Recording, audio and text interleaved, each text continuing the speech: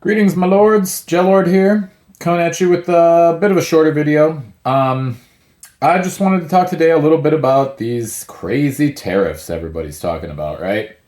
So there's like a lot of misunderstanding and misinformation surrounding the tariffs, I've noticed. It's kind of like when the bug came around, everybody suddenly forgot how viruses worked and forgot their 8th grade biology classes.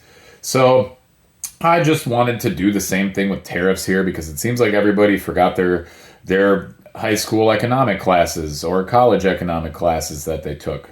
So I'm just gonna like run down real quick how tariffs actually work.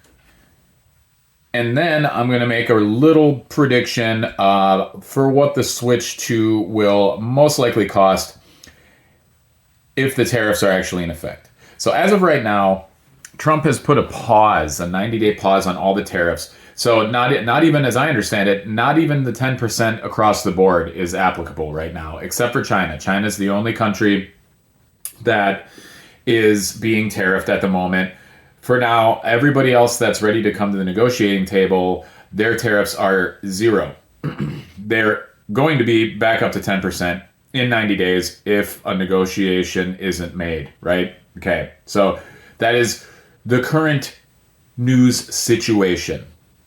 Now, I'm going to jump back and let's say there is a 10% tariff, okay? And we're going to say a 10% tariff because we know, according to Bloomberg and the information that I've gathered, 90% of the switches that are being produced for the United States are being produced in either Vietnam or Cambodia to avoid the tariffs on China.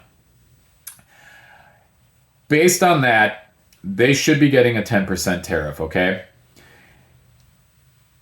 And this is assuming that a negotiation isn't made and they don't come to a deal. Let's say that there is a 10% tariff, okay? I'm just going to walk through the way a tariff actually works because people seem to be confused about who's paying what. They don't seem to understand how it works. So, and definitely not you, gentle viewer. I'm just talking about much of the audience online, the people that I've seen speak on it. So the way it works is when an item reaches customs and the importer is bringing an item to customs, in this case it'd be Nintendo, there's a declared value for the item at customs. And then based on that declared value, they apply whatever the percentage of the tariff to that declared value. Now they charge that percentage, which is then collected at customs and given over to the Department of Treasury. So when you hear Trump say something like, oh, we're collecting $2 billion a day, you might wonder to yourself, how are you collecting $2 billion a day? Because everybody is saying that the consumers are paying for the tariffs, and how does that money get to the government? Well, the importer in question, whatever company it is from whatever country that is being tariffed, they are paying at the border. So that is where the government collects. That is how the government gets their money, okay? Now, after that happens, after the government gets their money, after the importer pays for it, their product goes to market, it's going to the seller.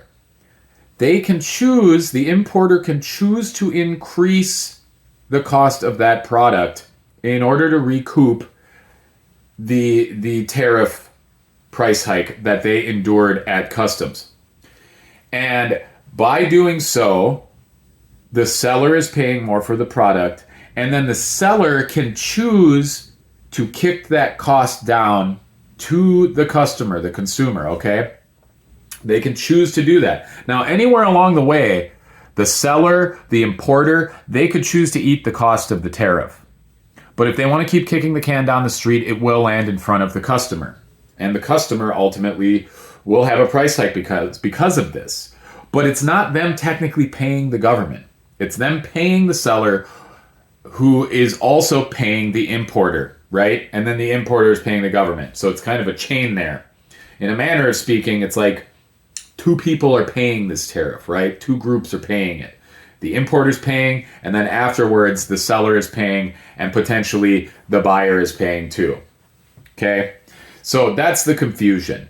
At the end of the day, it's the importer is paying, and the customer is also paying if the importer and the seller decide to kick the can down to the customer and cause them to, put the cost on them for the increased tariff.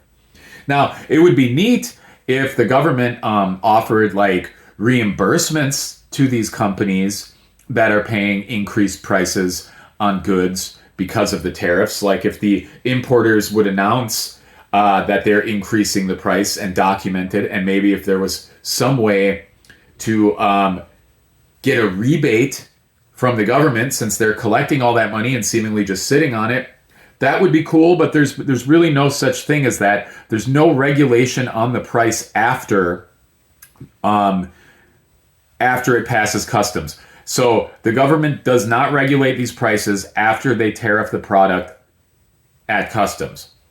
And I mean, nobody wants government oversight, but maybe they should regulate these prices. Maybe they should find a way to cap these prices and reimburse the sellers so that it's just the importers that are paying the cost. But I digress. We don't have a system in place for that. It would also be neat if maybe they cut some taxes to compensate for this additional cost on the consumer if they're ultimately the one who's going to have the can land in front of them. But that who knows? We're still looking and seeing for this tax bill to pass through Congress. It passed through the House, evidently. So that's the long and skinny of it. That's the basic breakdown. So to reiterate, the declared value at customs, they apply the percentage of the tariff. Importer pays that amount. They take it over to the seller. The seller might have the price increased on them because the importer is paying more. The importer might force the seller to pay for that import tariff. And then the seller may choose to have the customer pay for that increase. And in some cases, the seller will actually add that import as part of the cost of the product, and they'll actually hike the price even more based on that. So I'm going to use the switch as an example, and I've drawn a nice little graph or a little graphic here for you guys to make it more simple. And this will basically, if there is a 10% tariff in place, this is my prediction for what the switch will end up costing based on a 10% tariff. But like I said, right now there is no 10% tariff. So theoretically speaking, the switch should stay at $449 or $450. And also there's been murmurings from Nintendo saying that they might sell the Switch at a loss. So ultimately, if they're selling it at a loss at $450, if that's the case, if that's what they're saying, sure, I guess. Or they might actually reduce the price. If there are no tariffs affecting them, they might reduce the price because of customer pushback. And they might end up selling at a loss, try to recoup it on the game sales, on the prices of game sales. Because at the end of the day, they only have to pay once to produce the game, technically. And the cost of producing the carts, of course, is there, but, that's not as much as making a console. So every console is going to have a consistent cost for each unit. Whereas with games, especially when it's digital, it's a one-time expenditure. They're not spending money on every single game unless they're printing it physically. Which we know right now they make more digital sales than physical sales, and typically the markup seems to be like in the $5 to $10 range for a physical version of the game. So we know that the hardware for physical versions is not as dramatic as obviously the hardware for the actual device that plays it. So I mean, that's a different topic. Not going to get on a tangent there. I will, however, show you my little graphic. Here we go. We start with the Switch 2 at customs, right? Now, the declared value of the Switch 2 is going to be $300, and I got that value based on this. Typically for electronics, sellers will mark up the price of an electronic item by 50% when they sell it to the buyer, okay? So if we work backwards from there and reduce the declared or suggested price of the Switch, which is $450, if we reduce that price by 50%, we end up with this $300 figure. That's going to be the declared price at customs. See, got Florida there and New York up there, customs. So that's plus 10% to our $300 declared at customs for the Switch 2. Plus 10%. That means we're at $330. Now, we have given it, that's after they paid at customs, that $30 extra over the declared value. Now, we send it over to the seller. We're going to add 50% markup because of the seller selling it to the customer. 50% markup is the average market markup for electronic products. That's going to be an additional $165. They're going to do that markup based on the $330 because the extra $30 is just going to be considered like an extra cost of the good, right? And after $165, we're going to add that to $300. We're going to end up with $495, okay?